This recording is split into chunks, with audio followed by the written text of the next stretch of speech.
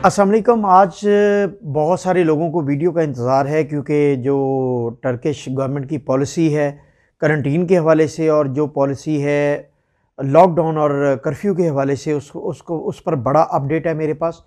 और तमाम लोग इंतज़ार कर रहे हैं, बार बार मुझे मैसेज करके पूछ भी रहे हैं, तो मैंने सोचा कि अब आपको ये खुशखबरी दे ही दूँ और इसके बारे में जो कल की कैबिनेट में फ़ैसला हुआ है उसके बारे में आपको आगाह कर दूँ।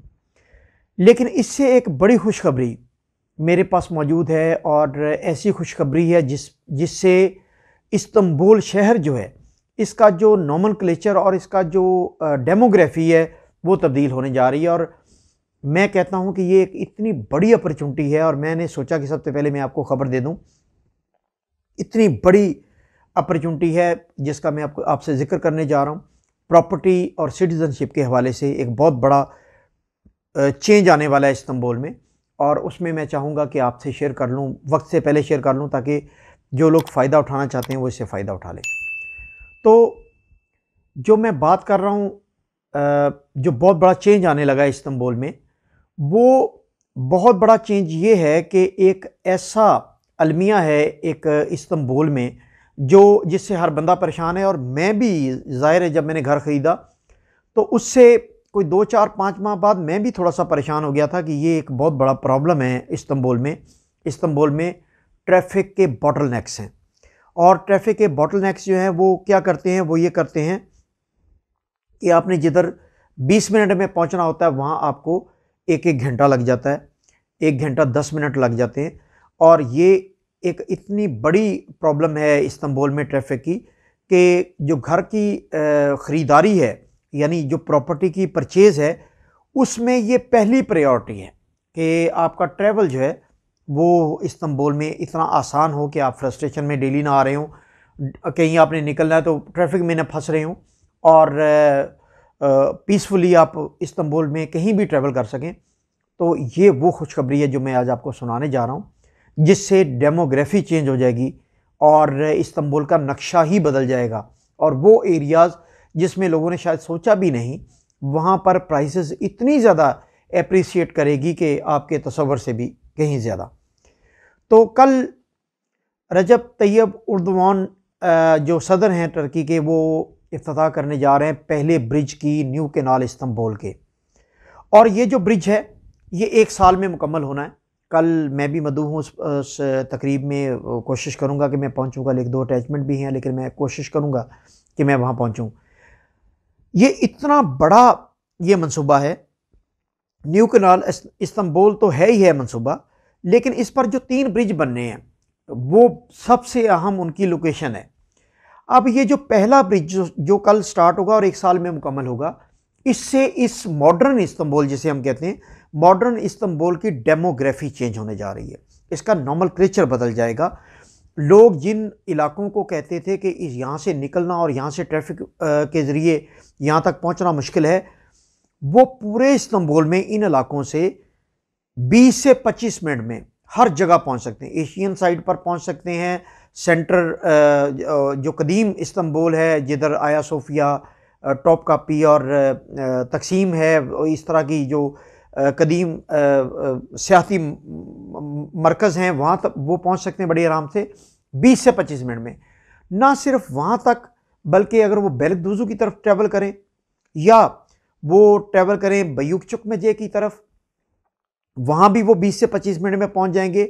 और वो न्यू कैनाल के जो ब्रिज है उसके बनने के बाद वो जो इस्तांबुल का इंटरनेशनल एयरपोर्ट है जो यूरोपियन साइड पर है, वहाँ भी उनकी रसाई 20 मिनट में मुमकिन होगी। और ये वो पॉइंट है जो सबसे ज़्यादा एक्सेलरेट करेगा प्रॉपर्टी प्राइस को इस ब्रिज बनने के बाद। और 1 साल के अंदर अंदर यहाँ की प्रॉपर्टी 3 गुना, मैं आपको दावे के साथ कहता हूँ कि इस एरिए की प्रॉपर्टी जो है वो 3 गुना डेवलप होगी और 3 गुना ज़्यादा एप्रिशिएट होगी प्राइस में। तो अब मैं आपको बताऊं कि ये ब्रिज जो है बनने के बाद बाशिक शहर जो है, जो वहाँ तक पहुँचने के लिए जो एक मेडिकल सिटी है जिधर हम कोविड-19 का ट्रैवलिंग के लिए टेस्ट करवाते हैं, या बहुत बड़ा हॉस्पिटल है जिसे मेडिकल सिटी कहा जाता है, वहाँ जाने के लिए हमें 35 मिनट दरकार होते थे यहाँ बाशिक शहर से। लेकिन इस ब्रिज के बनने के बाद मैं 10 मिनट में बाचे शहर में यहाँ से सीधा पहुँच सकता हूँ हॉस्पिटल में।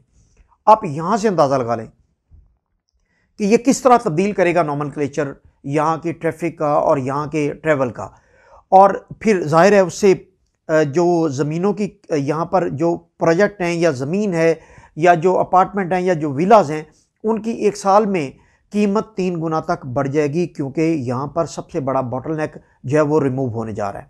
अब मैं आपको बताऊँ कि 2 मेन रोड हैं, D100 और जिसे हम E5 कहते हैं, और टेम जिसे हम E6 कहते हैं, जिससे मेन ट्रैफिक का लोड है पूरे इस्तांबुल का, एशियन साइड से लेके यूरोपियन साइड तक। ये 2 रोड ज़्यादा लोडेड हैं।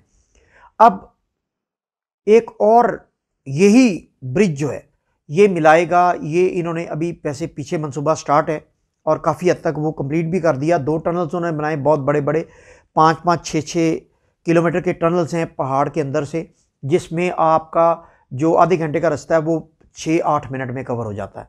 अच्छा, उसके बाद जो इस ब्रिज के बाद जो ट्रैवल होगा, बाशिक शहर जो है ये सेंट्रल पॉइंट बन जाएगा इस्तांबुल का। और यहाँ से ना सिर्फ मरमरा सी बल्कि ब्लैक सी दोनों तरफ 20 मिनट में रसाई होगी, एयरपोर्ट की तरफ 20 मिनट में रसाई होगी, बयूक चकमजे 20 मिनट में रसाई होगी, क्योचुक चकमजे में 20 मिनट में रसाई होगी, सेंटर में 20 से 25 मिनट में रसाई होगी, और एशियन साइड पर भी 20 से 25 मिनट में रसाई होगी। यानी आप ये देख लें कि जो मॉल ऑफ इस्तांबुल का बैक का एरिया है वो centre of the city modern Istanbul develop होने जा रहा है। और इसके इस ब्रिज और उस O7 के उस पोर्शन के बनने के बाद ये इतना आसान होगा। लाइक आप ये देखें कि वो पोर्शन स्टार्ट होता है मसलेक से थोड़ा सा आगे आके टेम पर। अब जब टेम से आप O7 पर निकलेंगे, टेम आप छोड़ देंगे, टेम जो उस पर हमेशा जो ट्रैफिक ब्लॉक रहती है। जब आप मसलिक से यानी काई थाने के सामने से जब आप O7 पर निकलेंगे तो आपके लिए ट्रैफिक का कोई मसला नहीं होगा। बाशिक शहर से आप मसलिक, शिशली, सेंटर, कायथाने, एफजलार और बेलिकदुजू और बयूक चकमजे, ये सारा अगर एरिया आप कवर करना चाहें तो 20 से 25 मिनट में आप वहाँ से, तो मेन सेंटर पॉइंट वो बनने जा रहा है। ये एक बड़ी खबर है। और इस वक्त सिर्फ कल इस ब्रिज की ओपनिंग से प्राइसेस जो हैं वो 2-2 लाख लीरा तक बढ़ने जा रही हैं इमीडिएटली, 1 महीने के अंदर अंदर। और उसके बाद जो इसमें तेज़ी आनी है वो 1 साल में, जब ये हाफ कंप्लीट होगा तब ऑलमोस्ट डबल हो जाएंगी। और जब ये कंप्लीट हो जाएगा, इसको खोल दिया जाएगा, O7 के साथ ये मिल जाएगी ये ब्रिज, तो उसके बाद इसकी प्राइसेस 3 गुना तक हो जाएंगी 1 साल के अंदर अंदर। तो मैं आप लोगों को बता रहा हूँ कि अब आपको इन्वेस्टमेंट का बेहतरीन एरिया, ये बाचे शहर में मैं रहता हूँ लेकिन ये नहीं है, बाशिक शहर है। बाशिक शहर जो यहाँ से मुझे 35 मिनट लगते थे, ब्रिज के बाद मैं 10 मिनट में वहाँ रसाई हासिल करूँगा। और वहाँ से आगे 12-13 मिनट में मैं मसलिक, शिशली और सेंटर में 25 मिनट में पहुँच सकता हूँ, और एशियन साइड पर भी 25 से 30 मिनट में पहुँच सकता हूँ। सो ये एक बहुत बड़ी तब्दीली होने जा रही है। मॉडर्न इस्तांबुल जो यूरोपियन पार्ट है उसमें बाशिक शहर सेंट्रल पॉइंट होने जा रहा है। तो ये मैं आपकी मालूमात के लिए ये बता रहा हूँ। और वहाँ नए नए बहुत सारे प्रोजेक्ट अभी स्टार्ट होंगे। कुछ प्रोजेक्ट स्टार्ट हुए में अंडर प्रोसेस हैं, अंडर कंस्ट्रक्शन प्रोजेक्ट्स भी हैं, कंप्लीटेड भी हैं, लेकिन बहुत ज़्यादा प्रोजेक्ट अभी स्टार्ट होंगे इस साल में, इस O7 के इस लिंक और इस ब्रिज के बाद। तो ये है बड़ी खबर। जो इस्तांबुल का जो सबसे बड़ा बॉटलनेक था वो बॉटलनेक ट्रैफिक की थी, और ट्रैफिक का ये बॉटलनेक इससे कवर हो जाएगा और बहुत ही काम एंड कूल ट्रैवल हो जाएगा चारों तरफ। अब मैं आता हूँ जो खुशखबरी है जिसका आप इंतज़ार कर रहे हैं। कल की कैबिनेट की मीटिंग में जो फैसला हुआ वो ये हुआ कि पहले ये फैसला हुआ कि मंडे से जो करंटीन है वो ख़त्म कर दिया जाए।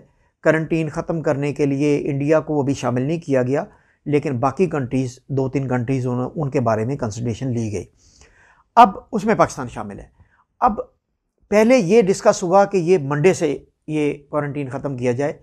लेकिन फिर उससे बड़ी खुशखबरी, डिस्कशन में ये फैसला किया गया कि 1 जुलाई से ना सिर्फ क्वारंटीन की पॉलिसी को रिवाइज़ कर दिया जाए, बल्कि जो लॉकडाउन है संडे का भी और रात का जो लॉकडाउन है, जो रात को 10 बजे से सुबह 5 बजे तक लॉकडाउन होता है, और कर्फ्यू का इंडिया जो था कि अगर केसेस बढ़ेंगे तो कर्फ्यू होगा, तो वो भी ख़त्म हो गया। 1 जुलाई से तुर्की में तमाम चीज़ें नॉर्मल होने जा रही हैं और तमाम लॉकडाउन, करंटीन और इस तरह की जितनी भी रिस्ट्रिक्शंस हैं वो यहाँ पर ख़त्म होने जा रही हैं। तो ये एक बड़ी ख़बर है उन लोगों के लिए जो इंतज़ार कर रहे हैं कि वो उनके पास वीज़ाज़ हैं और वो आना चाह रहे हैं और वो टिकट लेने के लिए इंतज़ार कर रहे हैं कि हम कब टिकट लें और कब हम इस्तांबुल या तुर्की में आएँ।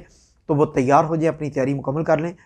3-4-5 दिन बाद ये सब पॉलिसी, ये फ़ैसला हो चुका है कि ना सिर्फ करंटीन जो है उसमें उसको चेंज किया जाएगा पॉलिसी को, बल्कि जो कर्फ्यू है या जो लॉकडाउन है उसको भी यकसर ख़त्म कर दिया जाएगा और लोगों के लिए रात और दिन ट्रैवल करना, विज़िट करना, जो रेस्टोरेंट का खुला होना और बाकी सब चीज़ों का रात के टाइम खुला होना, वो एक अलमिया था यहाँ पर टूरिस्ट के लिए कि वो 10 बजे के बाद बंद होना शुरू हो जाता था। अब वही रौनकें इस्तांबुल की और तुर्की की बहाल होने जा रही है 1 जुलाई से। तो ये एक बड़ी ख़बर है और इस खबर के मुताबिक आप अपना ट्रैवल प्लान कर लें। बहुत शुक्रिया।